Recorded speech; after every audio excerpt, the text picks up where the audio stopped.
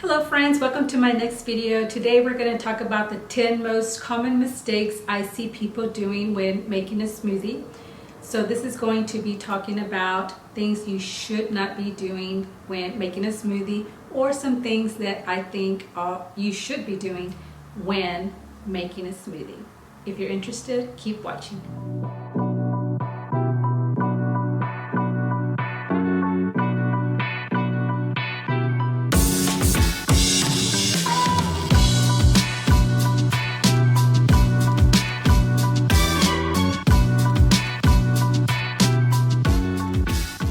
Welcome back, friends. If you are new to my channel, welcome. I truly enjoy having you here.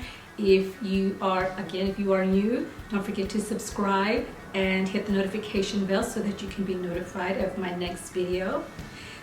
So now let's get into the 10 most common mistakes I see people doing when creating a smoothie. Now, if you have been watching me for a while, you know that I love to have smoothies for breakfast, lunch, and dinner a lot of times. And I do this and I like this because it's easy to make, it's fast to make, it's delicious, and the cleanup is super easy. So this is actually going to be a two-part series.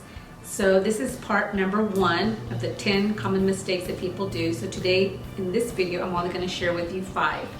And in the next video, part 2, I will be showing you the other 5 mistakes.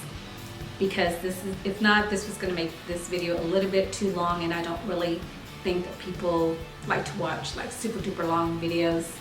Again, that's my opinion. Let me know below what you prefer.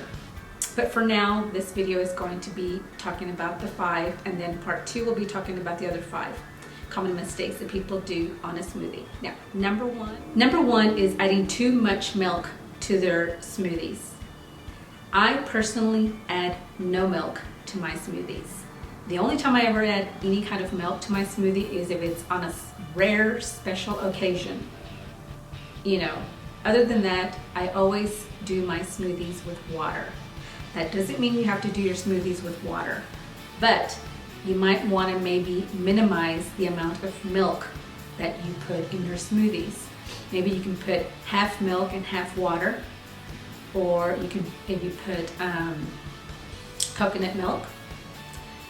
Either way, I prefer having my smoothies with water. Why? Because when you add the coconut milk or the milk, whichever kind of milk you decide to use, remember, you're putting in a lot of fat, into your smoothies if you're adding milk. And yes, we need fat, the appropriate amount of fat in our daily routine, but you don't want to add milk to your smoothies and have fat for breakfast, lunch, and dinner. I prefer having my fats, most of them, at dinner, and then maybe a little bit of chia seeds for breakfast and lunch. Adding too much milk, adding milk for your smoothies, I think it's just really something that you don't really have to do. And of course, if you're new to this lifestyle and you're getting started, then that's okay, but think about this. I mean, if you add the milk and you're adding too much fat, fat turns into fat. So just be careful. The number 2 mistake that I see people doing when making their smoothies is that they are not using ripe fruits. Now, for most of my smoothies, I use bananas, and I always make sure that they're ripe. And one way to tell if your bananas are ripe is if they have those black little spots all over them. That's when you know that your bananas are ripe. If they're not ripe, you are possibly going to get constipation or other health problems or other digestive problems if you are eating fruits that are not ripe and putting these fruits in your smoothie. So make sure that your fruits are ripe. And one way that you can tell if you're eating other fruits, like mangoes or anything else that you're putting in your smoothie, one way that you can make sure that they're ripe, if you're like, well, I don't know the exact time, when a mango is ripe or this other fruit is ripe, what you can do, and what I normally do to make sure, is I Google it. Go to Google and put in there, how to tell when a mango is ripe, how to tell when this fruit is ripe. and they'll let you know how you can tell when the fruit is ripe. So make sure that when you're making your smoothie, that whatever fruit you decide to use, that it is ripe. Okay, the third mistakes that I see people are doing is they're not adding greens to their smoothies. They're only putting fruit. They're putting fruit, they're putting a lot of fat, they're putting, all this stuff, but they're not adding the greens. I always, no matter what smoothie I have, I always have greens in my smoothie. Why? Because the greens help to stabilize the sugar. When you only have fruits, the fruits tend to jack up your insulin, and what goes up must come down. So I don't want that to happen to me or to you. So adding greens can help stabilize this. You'll have a more stable energy. You'll get energy, and it'll be just a stable energy until it's time for your next meal. Or, if you only have fruit, you'll go up, but then you'll go down. I don't want that to happen. I want to stay stable with, perfect, until my next meal. So don't forget to add your greens. Not to mention, you're also adding a tremendous amount of nutrients when adding your greens. This is something so important that we need, especially in this lifestyle if you're trying to eat raw. So eat your greens. And the fourth mistake that I see people not doing when making their smoothies is they're not adding chia seeds. Chia seeds help you to stay full, not bloated, but full. They help you have that, they kind of give you that density, because if you've seen the chia seeds, they kind of tend to, you put them in water, and they kind of like get this gel thing around the chia seeds. This is what helps you to kind of feel, get that full feeling, not bloated, not feeling like you've overate or anything like that. They just make you feel nice and full, satiated. Not to mention that chia seeds are a powerhouse for a tremendous amount of nutrition that you will be getting, plus the perfect amount of omega-3s.